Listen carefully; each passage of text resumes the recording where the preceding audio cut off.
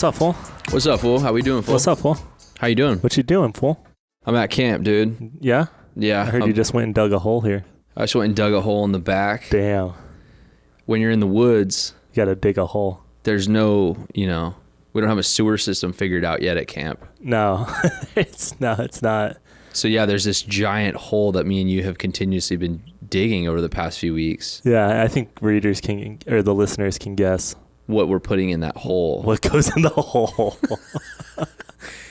Let's just say it's not dead bodies. When I went camping with Mouse, he brought a seat for using a hole in the woods.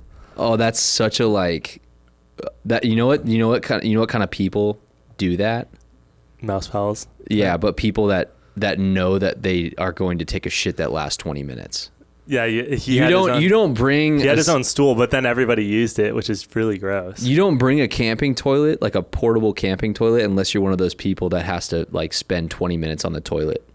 Yeah, that's true. He does look like he takes a long time in there. Yeah, he looks like he looks like 20 to 30 minute pooper. He looks like he takes his time.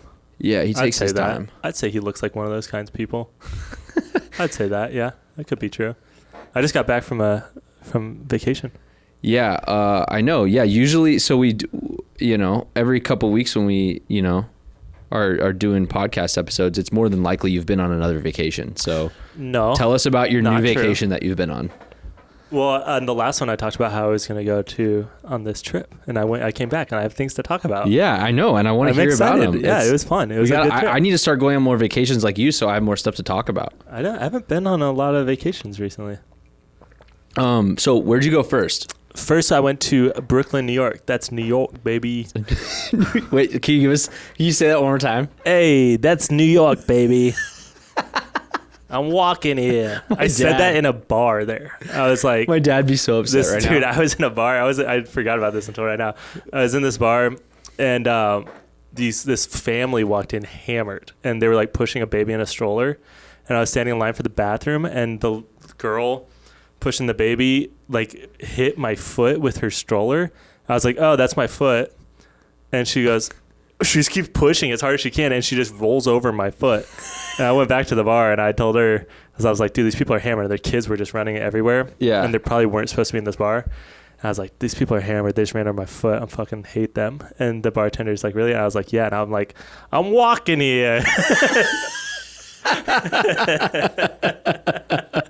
So fucking dumb. She just looked at me and laughed, but I couldn't tell if she actually thought it was funny or not. The first tour that we ever did in New York, I remember Tim started this. He's driving the van and trailer through Manhattan. He goes, I'm driving here. He was always honking at people too. And then you started yelling it, and then that was just what you yelled the rest of the tour. We're driving here. Yeah.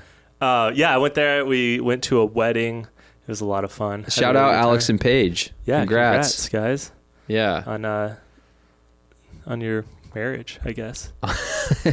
How was it? It looked fun. Yeah, dude, it was a lot of fun. It was on this rooftop in Brooklyn. That's awesome. And it was all their friends were really cool.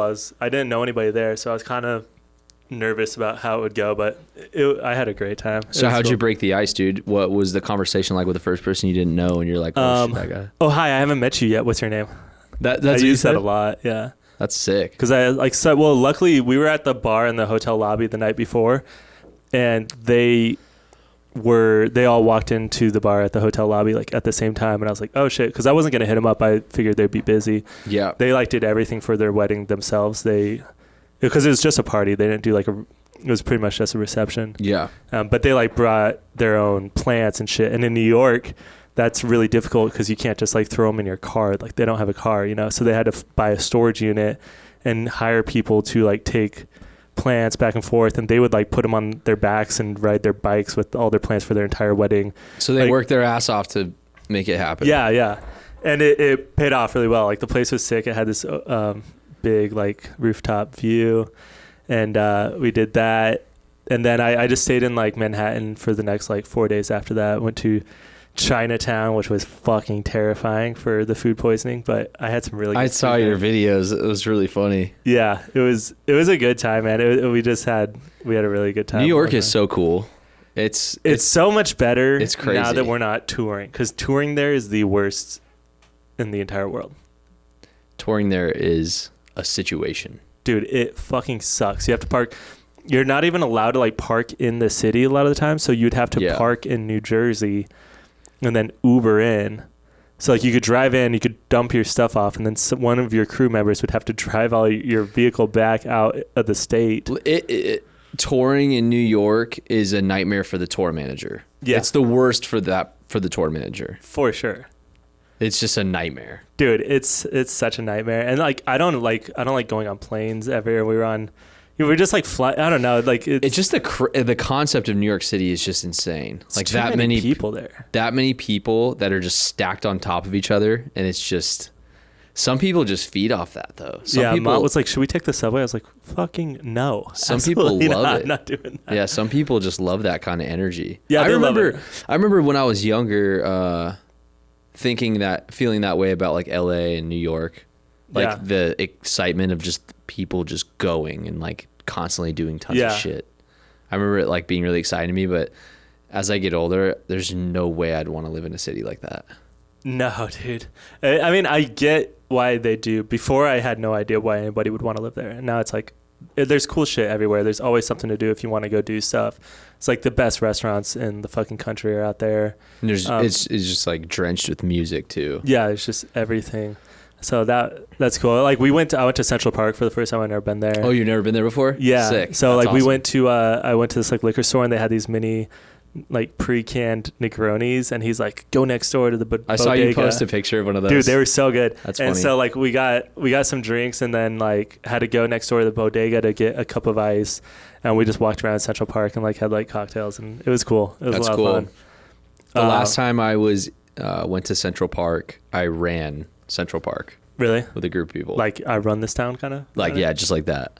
No, we jogged. You jogged. Yeah, we went. It was like nighttime. We weren't there for that long because the rats started coming out, and Mont wasn't a big fan of the rats. Because I got so excited because I saw lightning bugs, and I fucking love lightning bugs. Because when I was a kid, we'd always go visit my grandparents out in Chicago, and it was the first time I'd ever seen it. It was like these bugs like light up when I was like little, and so we like catch them, and it just like reminds me of being like really happy. I don't even think I've ever seen one. Not even on tour. They were like driving. I don't know, man. Now crazy. That I think about it, I can't remember. But yeah, every time I see him now as an adult, I get fucking amped. Like I love cool. Lightning bugs because it just reminds me of like being a little kid and like lighting off fireworks in North Carolina or like, you know, Chicago, North Carolina, and you know, just like being outside and being happy as like a little kid like that. Like that's cool. Those little bugs like bring me right back to it. So like I'm walking around, great, like cool little cocktail that I fucking love. It was like great day.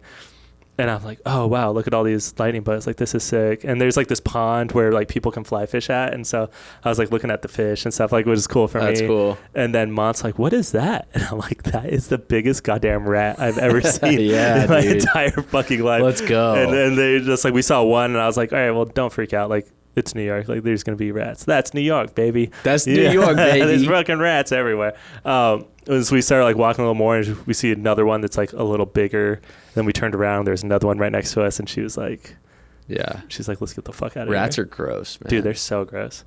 Tanner had to kill a rat a couple months ago. Remember that? Oh yeah, he it was like tormenting him. It was like in his walls for like months, and he couldn't find it. And then one night he set up like traps, right? And he said he just woke up to it screaming for like hours in the middle of the night, and then he finally had to go murder this little rat to put it out of its miz. That is wild. Yeah. Yeah, shit's funny. But yeah, so we did New York, and then we flew out to Spokane, and like so you got to go hang out at your parents' place, right? Yeah, we were on the plane. So when we fly into New York, we get into the airport at JFK, and there's like something fucking weird going on. Like as soon as we land, we look outside and there's this one plane like way far off in the distance, and there's 20 fucking cop cars on their way to that plane, and like these like big like SWAT looking tank things going out to it. We have no idea what the fuck's going on, but they let us off on our gate. We get off, and there's like 4 like national security agents there. Yeah. Or they had some badge on that you could tell that's what they were doing. They're just standing there like acting normal. And then I look over to the other side, and there's this like businessman sitting down on a laptop. And one of these other guys walks up to him, flashes his badge, talks to him for a second. The guy looks super confused.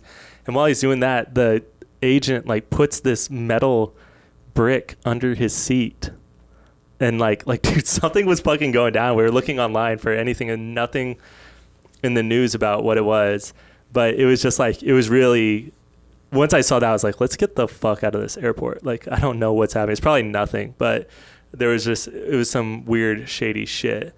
But yeah, we flew to Spokane, and I was like sitting next to this guy, and he was like an older guy, and he was on Tinder the whole flight, and he was just like chatting with this lady. And then at the end of the flight, I look at his phone, and he texted some random like unsaved number that was not the person on Tinder, and his text was, "I just looked at your ass, pretty awesome." That's all he said. He's an older guy. That was his opening line to an unsaved number. Like, no, I like being able to hear Stevie laugh in the background. No previous text to this number at all. Just a cold text to this number. Just looked at your ass. Pretty awesome. Pretty awesome. Yeah, it's fucking great. This guy was fucking horny. I loved it. He was flying next to us. Kind of weird, but so you had a horny guy. There's like a national emergency. Straight into a horny guy sitting next to us the whole flight. And immediately we get on the flight, and we've been drinking pretty heavy for like 4 days or whatever. And they're like, all right, guys, like there's gonna be no services. This is gonna be a very bumpy flight. And I was like, oh my God. But it ended up being fine. We made it into Spokane, and I got to visit my parents. And how are they doing? They're doing good, man. They live in a much nicer house than what I grew up in. It's like twice the size of it. It's their victory present to themselves for getting rid of you. Yeah, dude, they moved. Once you moved out, they're like, let's now go live where we actually want to live. Yeah, it's such a weird town to escape to. It's don't they have like a nice place though? It's like, that's the thing. Yeah, I get why they did it, because their house, like, it's like their backyard looks over like the forest pretty much. And they're only like 15 minutes from the downtown area. Are there any Bigfoots? There's probably, like, if there's Bigfoots anywhere, it's got to be in the Pacific Northwest. Well, now that I have my official Bigfoot hunter mug from Bree, shout out Bree again, dude. You're just thinking about it? Yeah. I was just thinking, like, I wonder if Bigfoot's ever traveled through your parents' backyard. No, not in their backyard, but there's fires going on there right now. Oh, shit. So they're... I don't know. It was like super smoky the whole time. How many days did you spend in Spokane? Just so we got in at like 11 p.m. So it was technically 3 nights, but it was pretty much just 2 days. And I got to go hang out with the Iration dudes. Yeah, for sure. Which is awesome, because the day you left for vacation was when they played here in Phoenix. Yeah. So me and Tanner went and saw that show and hung out with them that night. And then it's really cool that you still got to see them and that they happened to be playing when you were out there to see your parents. That's kind of crazy timing. Yeah. That's well, awesome. So I was supposed to leave the day before, and when I saw that they were there like that next day, I like changed the dates around so that I could make an extra day to hang out with them. That's awesome. But like, I kind of felt like shit the whole time I was in Spokane. I don't know. I wasn't really feeling great for like the whole last The hangover week. was starting to set in? Well, I don't know if it's probably just a mix of everything, just like traveling, eating weird food, and drinking a lot. But it was nice to hang out with them, and Bearded Larry was there. He was there's this dude named Bearded Larry. You guys should look him up. And he I think he just smokes weed for a living. And he's at every single concert we've ever played, I think. Yeah. Not for us. He's for all the, like, I think Revolution he follows, but he'll be on tour for like 2 months just like driving himself. Can you imagine driving yourself on a tour alone? Dude, that's insane.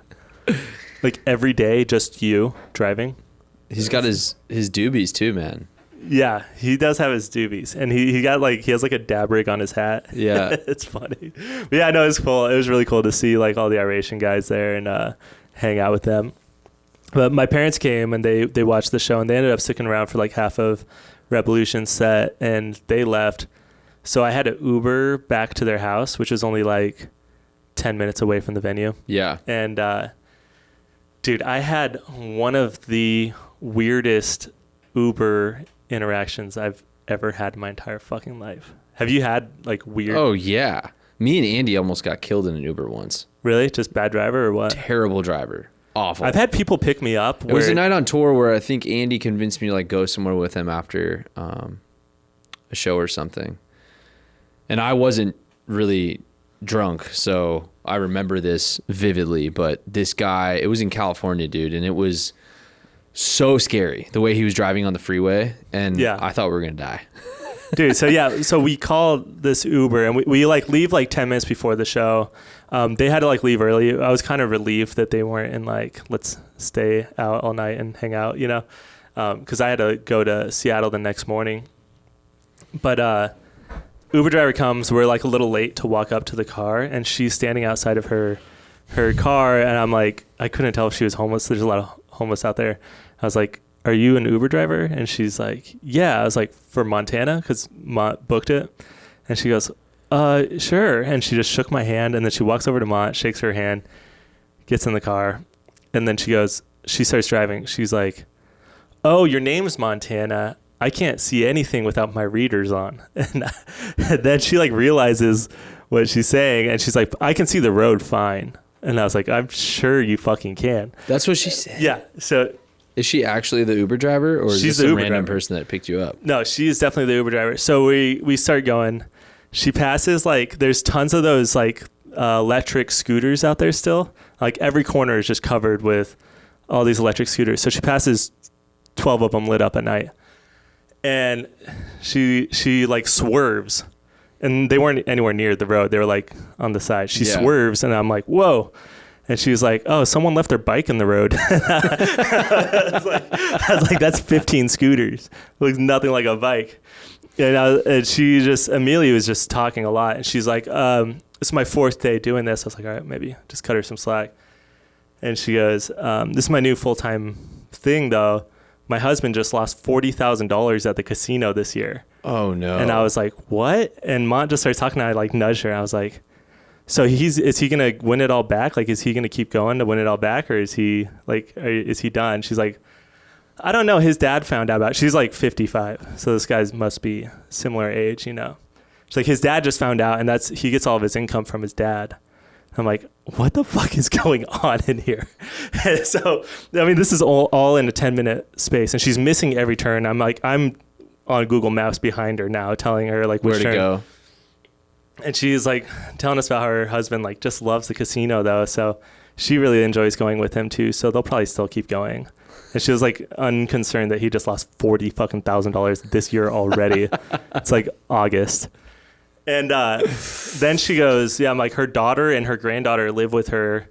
And she started talking something about like cosmetology school. Yeah. And she's like, oh, my daughter and her daughter are, they do their makeup all the time. They set up these cameras and they do the makeup and they tell me that they're practicing for OnlyFans.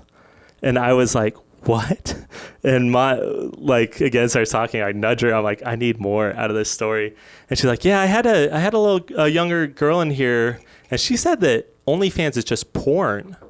But I think there's more than just porn on there. And I was like, yeah, there's got to be a lot more than just porn. But what the fuck is going on? And she like eventually dropped us off, but it was the weirdest fucking encounter. That's really funny. Yeah, it was fucking. Uber is a crazy. Yeah.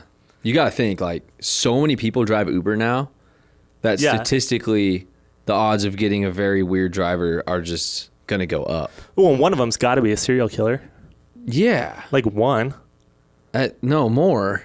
At least like 5. There's going to be a serial. I mean, I think there already has been, but like, yeah, I mean, it can't be the hardest background check. Because it's always weird people do. I've had people like show up and they're just not the person in the photo, but they have all my info on the phone. And so it's like some loser guy using his girlfriend's Uber account to drive around. And you're just like, this is sketch because there's no proof that this guy. He could take you to. Anyway, yeah, he could take you to the forest. He could take me to the forest. He could dig a hole. He could dig a hole. He could be digging a hole. But yeah, it was. I hate driving in Ubers. Yeah, they're not. They give me anxiety now. I never used to, but no matter how long the drive is, I'm like counting down my minutes on how long to get out of it. I don't like being trapped in the backseat of a car of somebody I have no idea who they are. Yeah. It's obviously a great invention because it's like a safe way to get to places if you've had a couple of drinks or you don't have a car. We're a part of the last generation. We're a part of the last generation that experienced taxis. I know. When we were 17, 18, 19, even like 20, we were still taking taxi cabs on Mill. Yeah. And like I don't remember ever going to Scottsdale because it was so expensive to just go like 10 minutes away that we wouldn't do it. I remember like when we were 21 and we started drinking, there'd be, you know, the yellow cabs all the way down Mill. Those orange buses or the vans or whatever, we get those all the time. Yeah. And like whoever of our friends had the most money would just buy taxis for everyone. Chance. Yeah. It's always Chance. Shout out Chance. Chance and Keaton. I probably still owe Chance a lot of money. Yeah. But you've made up for it with your personality, I think. Yeah, thanks, dude. You would say that. Thanks, Ben. Yeah, man. So no, it was a good trip, but I'm very happy. Like I said, like I got back and then we were in the studio doing sessions and stuff right away. So I'm ready after, like pretty much right after this. I kind of don't have anything to do for a day, so I'm like excited. Yeah, I've felt really good the last few weeks. I feel like I've slipped into this new groove of just like really enjoying my routine, and I've been working on a lot of different projects. And Catastro has really exciting stuff going on. Yeah, that all of us are just excited about to like see the development. Yeah, with this stuff and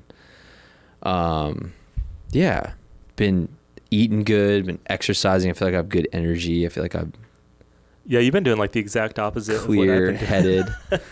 Yeah, I feel the complete flip side of that after. If you feel kind of foggy. I just don't feel great. I'm just been like, dude, that's why like, man, it's like, even when we were talking to Logan earlier about, you know, like the drinking and smoking and stuff, like, I think I'm really starting to fully realize that I feel the best when I'm completely sober. Yeah. About just everything, like about life and stuff. I don't know how long I'm gonna do it for, but like I've been completely sober for 3 months, no alcohol, nothing, still coffee. So maybe, dude, I'm still a drug addict. I'm on caffeine every day. Go.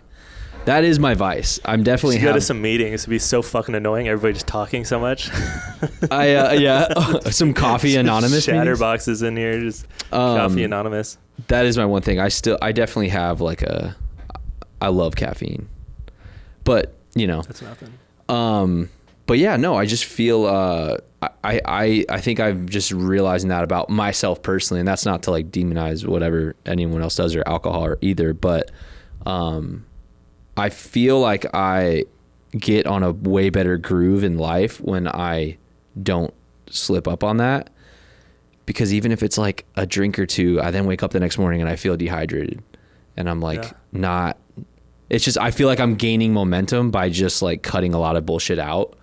And I even noticed it with food. It's not just the alcohol stuff. It's like, if I don't eat good for like a couple days in a row, it like really negatively affects my ability to like have good workouts in the morning or just even feel clear-headed. Like, I don't know if you notice this, bro, but if I eat a bunch of bread or like if I have like a huge like pasta dinner or something, I feel foggy the next morning. No, it's just your weak body probably can't process it. Dude, it might be. But I don't. Well, I mean, obviously, if I have like a disgusting meal or something, I don't feel good after. Like that's, dude, I had pizza like last night, the other night, yeah. And the next morning, I felt a little like, oh, I shouldn't have eaten that. Yeah, but I'm still having like 1 day a week, or you can do whatever you want. I'll have. That's I was like meal. Being away because I wasn't really working. I wasn't doing anything. Like I worked out once the entire trip, and it was actually pretty dope because it was in New York, and so you're like looking at the park and stuff. But like, after that long of like just eating whatever I want at the time and like getting a drink when I want to drink. And not exercising, like by the last day, I was like, dude, I'm so ready to go home and eat healthy and work out again. And stop this shit. Because I was only gone for 10 days and I felt like complete dog shit by the end of it. I also noticed because I just played the show. Oh yeah, I need to talk about that, dude. I just played an epic show with Mouse Powell. Yeah. Last week, and you would have been playing that show too, but you were on vacation, so you didn't do this one with us. But I mean, I would have changed my trip even, but it was like the day of the wedding, so that was like the only thing I really had to do. Yeah. On the trip. So yeah, our buddy Mouse Powell, who a lot of you guys probably know, and if you don't, go listen to Mouse Powell. But me and Ryan have been co-producing his new album, and he played his headline show in Phoenix at the Crescent Ballroom last weekend on Friday. And I played drums for a portion of his set. And then I also did a solo DJ set before the show. Yeah. And it was super fun, dude. Like, DJing is so fun. And I don't know if I'd like necessarily call myself an actual DJ, but like, it's really fun just playing music and getting people amped for a show. Yeah. And like in between songs, I've never done this before, but like, because I knew like, all right, my spot is to like get the show started, get everyone hype. So I'd like play a couple beats, and then progressively, like I started off playing my own stuff, just like some cool beats I have. And then after doing like 4 or 5 of those, I was like, all right, let's just start playing shit people know. Yeah. And so then I started just spinning like fun, like turn up songs. And then, what's like name a turn up song? I played Let's get it started. Let's get it started. Actually, do you want to know one that I really pulled out? I grabbed the mic and I told everyone, I said, all right, dude, listen, if you guys don't fucking sing this right now, Mouse is not gonna pay me for this DJ set. And I played Queen, We Will Rock You, and it was so fun to just play that and have everyone yell it. Yes, it was awesome. Come along down and don't down. Does anybody know the words to that? Blood on your face, you big disgrace. That's nobody knows the words. You just go bound around down. It was so fun. So I don't know, just a bunch of random shit, dude. We actually already announced that Catastro for just one night we're gonna be his backing band to play at Mesa Amphitheater on October 7th. At Mesa Amp with Dirty Heads and Sublime with Rome. Yeah. It's going to be fun, dude. It's going to be so fun. And playing this show last weekend with Mouse, dude, it was just super fun. It was so cool to see him performing the new songs that we've helped him make. Some of them that aren't even out yet, he was playing them live at the show, and to see the crowd react to them and jump and just like vibe to those new songs that aren't even out yet, it was so cool. It was like a reassuring feeling, like, yeah, this new shit we're about to put out with him is fire. Yeah, it's good. And actually, I got a really good call about him the other night that I'm not going to talk about, but it was just, I'm excited for him. Yeah. I did too. Yeah. Yes. It was about those photos of him, right? That leaked? Yeah, the blackmail. Yeah, okay, cool. Yeah. But no, dude, the show was awesome, man. And Mouse, so Greaves flew out for the show. Yeah. And that was the first time I got to, there was this, I had met Greaves before, but it was very brief. I didn't really get to meet him. And, I got to kick it with Greaves, quite a bit that night and just nerd out on like, producer stuff. And, just trying to get to know. Does he produce, or does he mainly like record himself vocally? He produces too, man. Yeah. He like makes beats, and he'll like produce for other artists sometimes. Nice. And he works his ass off. He's constantly doing a lot, and he's like one of those workhorse artists that it kind of does a lot on his own. Yeah. And like knows how everything works. And it was just really cool meeting him and kicking it with him. And he did a couple tracks with Mouse, and those were fire. But yeah, dude, it was just cool. It felt like, Barefoot was on the show, Danny T. Yeah. Danny's playing literally with everybody because he's a freak musician. Yeah. And he was on stage during everybody's set. I heard he ate shit. Yeah. Bro, my brother got it on camera. Oh, I need to see it. Yeah, you got to see it. I think my brother said he's going to turn it. It was during a Barefoot set? Yeah, I think Dan said he's going to turn it into a GIF. But during Barefoot set, he ate shit on stage, dude. It was so funny. And dude, it felt like... just like such a community, like family, friends event. Yeah. And I don't know, there's something really special about it, because I've seen Mouse's shows in the past, but there was something about this show that was really like, all right, he's a, staple in Phoenix, and like this dude's sick, and you know who he is. And it really felt like it was a packed show, dude. It was like super close to selling out. And I don't know. I'm proud of him, dude. He worked really hard for the show. And also playing drums with him, like, dude, I realized again like how fucking much I love playing the drums. Yeah. And how fun it is to like just be on stage and play. And I did a drum solo at the end of Lemonade. And it was really fun. And dude, I mean, I've said this before, I don't know if on the podcast, but it's like I think that some of my parts on Mouse Powell's tracks are like my favorite bass lines I've ever made, or like favorite guitar parts I've ever played or something. And so that's why I'm excited for that show, to just like me, you, and Tanner get on stage for like just like a special thing. It's not like, but dude, and we're doing Mouse Powell tracks. It's not going to be a catastrophe show, but I'm happy to support him. Also happy to hang out with like Dirty Heads and Sublime guys. Another really cool thing about the show, man, is that a lot of Catastrophe fans showed up. You know, a lot of people wearing Catastrophe shirts and coming up to me and talking to me before the show. And after I played with Mouse, I had quite a few people come up to me and just be like, hey man, I'm just like really glad you're doing something again. Like I can see you up on stage smiling, you look happy, and I just want you to know, like, for us, it feels good for you guys to be doing something again. And like, I don't know, just like whatever you do, like we're here to support. Dope. And like I had a couple different people say that same kind of message to me, and I was like, damn dude, that's so cool that I don't know, because man, I feel like just for so long after everything that's happened, it like that part of you questions like, dude, do I even want to like do music anymore? Like, should I just like go do something else? Like, and now I feel, I guess I'm starting to get over that hump and realize like, dude, it's okay for me to do other stuff. Yeah, you just second guess everything. You're like, am I allowed to make music still? Yeah, like, you know what I mean? It's like a weird thing. Is like, because like what are people going to think? Or like, you know, and the core of like why we've done it for so long is because of Catastrophe. Right. So after, you know, we lost Andy, it's almost like this weird, like, am I allowed to still do this? That's what I said. Yeah, it's like, isn't that weird though, that we all share that feeling, but it's like, it is. I mean, it just, especially now that it's been more time too. It's just you realize more. You're like, we can do what we want, and you know, I think no matter what happens, there will probably be people saying, you know, you guys should never do anything, and then there's gonna be people that, like you said, I think the majority of people are fully going to support us, and you know, whatever we want to end up doing in the future. And I genuinely don't care about other people's opinions. Yeah, me either. No, like I really don't give a fuck what people think.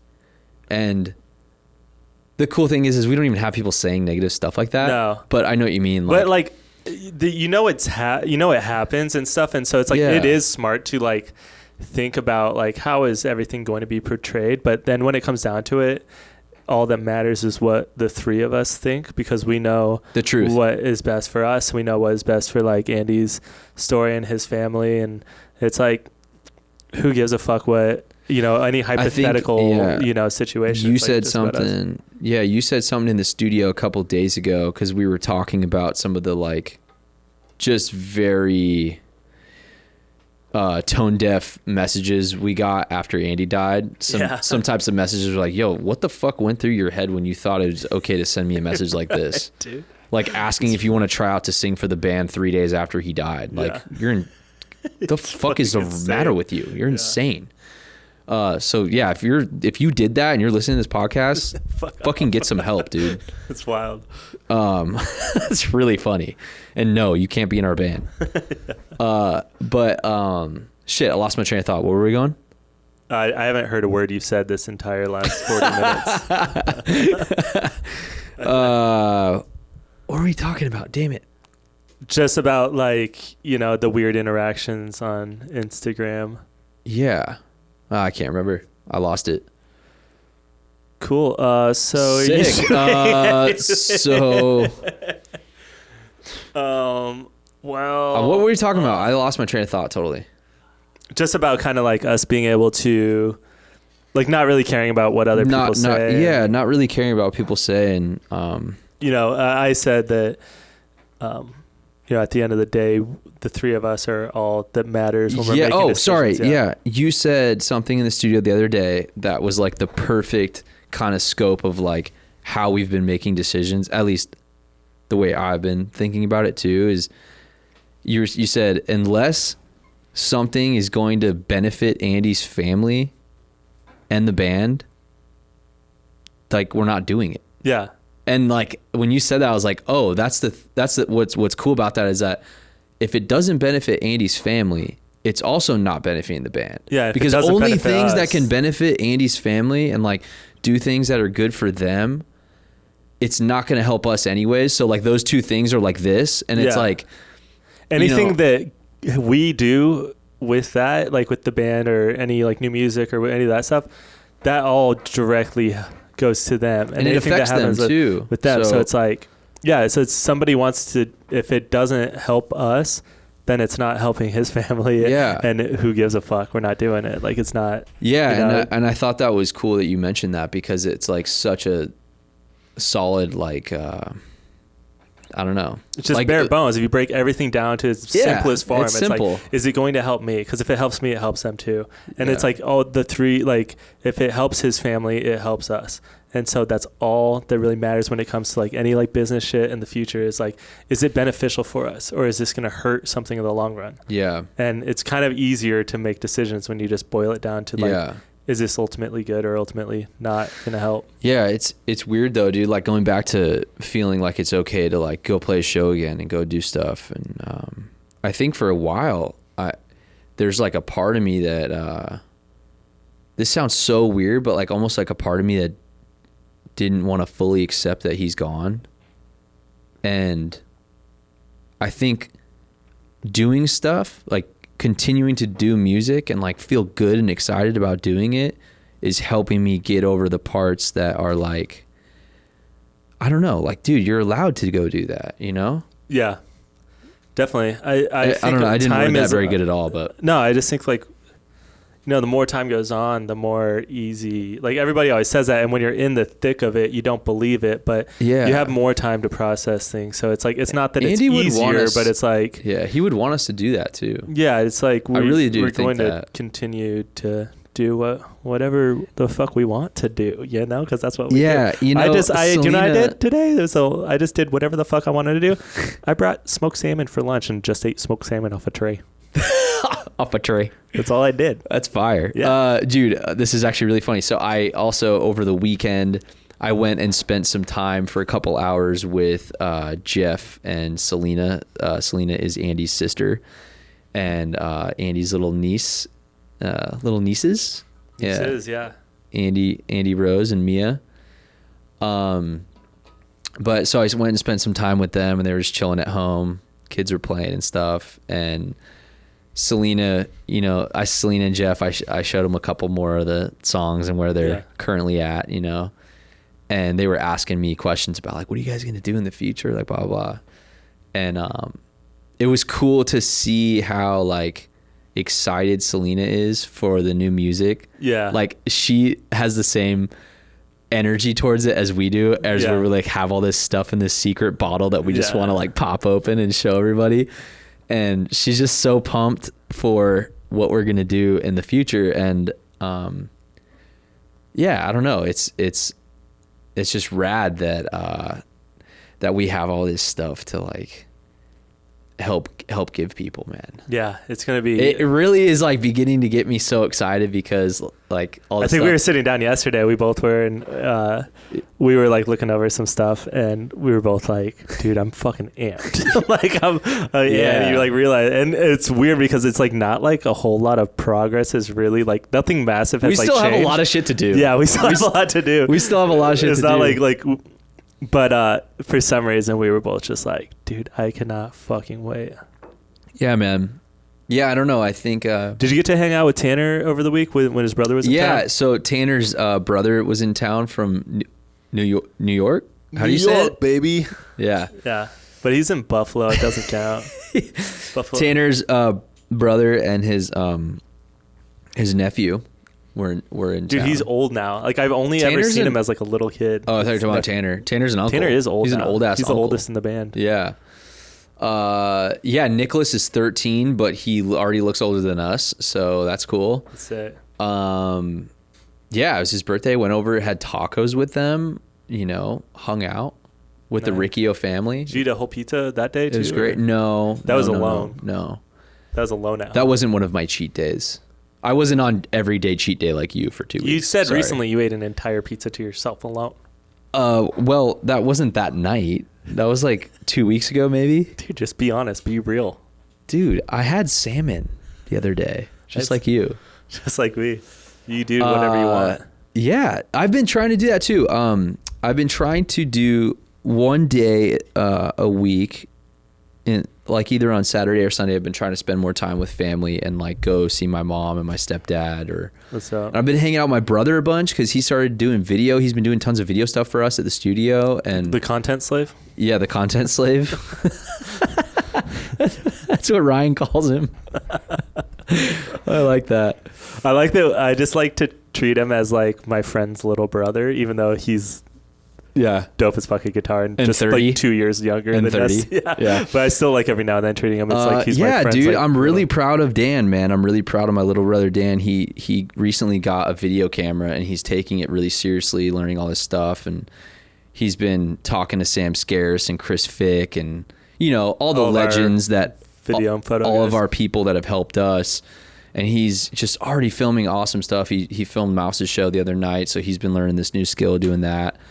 It was so nice to see my family and like just hang out with my parents. And I had 2 days with them, and then I had 2 days with my brother. I had major DE while I was out there. Like diarrhea energy was just awful. Oh, your DE was out of control? It was out of control. What'd you eat? Well, it wasn't necessarily like the food. It was like I think like my anxiety started coming back. I think after 5 days of treating myself like shit, the anxiety started coming back. And so I was like, am I getting sick? I think you're going to have to start getting permission from me on what you're allowed to eat. So I need you to start texting me throughout the day. No, because everything makes you can't handle, what did you say? Well, like I'm not going to base it off my body. I'm just going to base it off what I see. Absolutely not. You. I like food, buddy.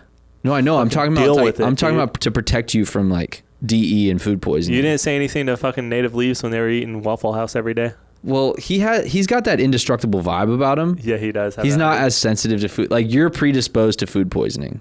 It's in your genetics. It's in my genetics. Yeah, I got weak. I'm weak against E. coli.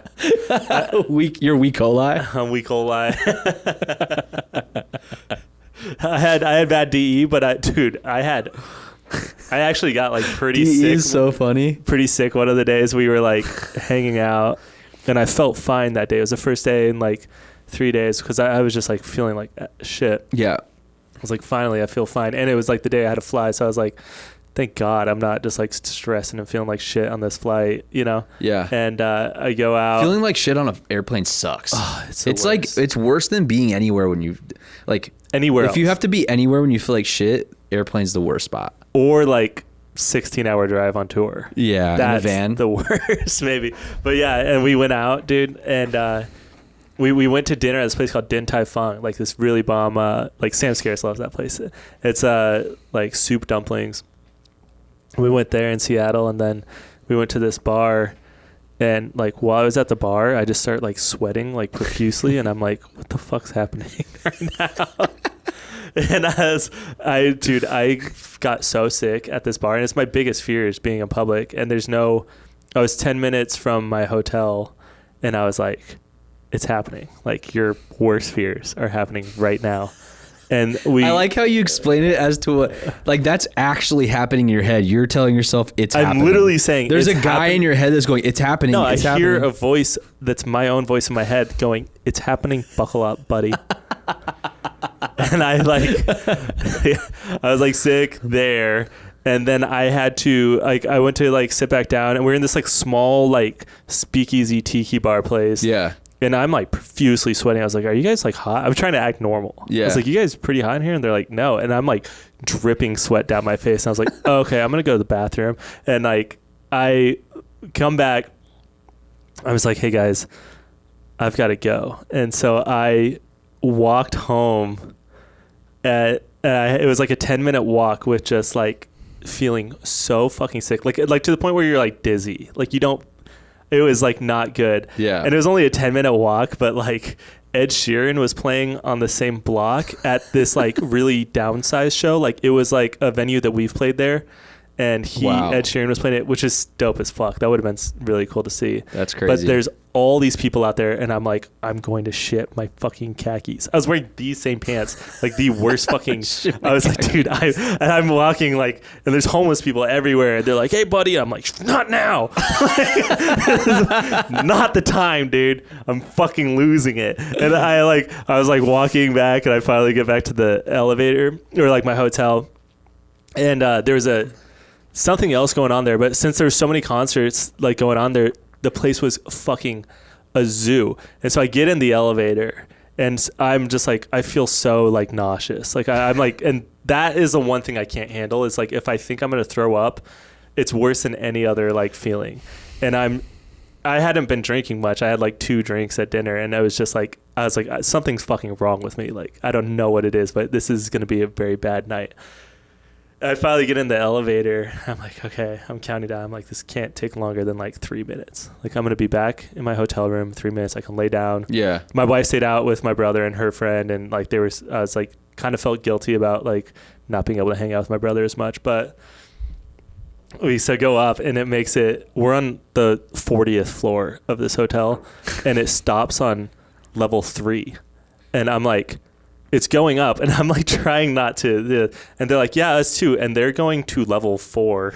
I'm like, take the fucking stairs, dude. I'm going to die. And it stopped 4 fucking times on the way up for people to get in. And I'm just like, and at this point, I'm just in my head, and I'm like, am I sick? Am I having like a full blown panic attack?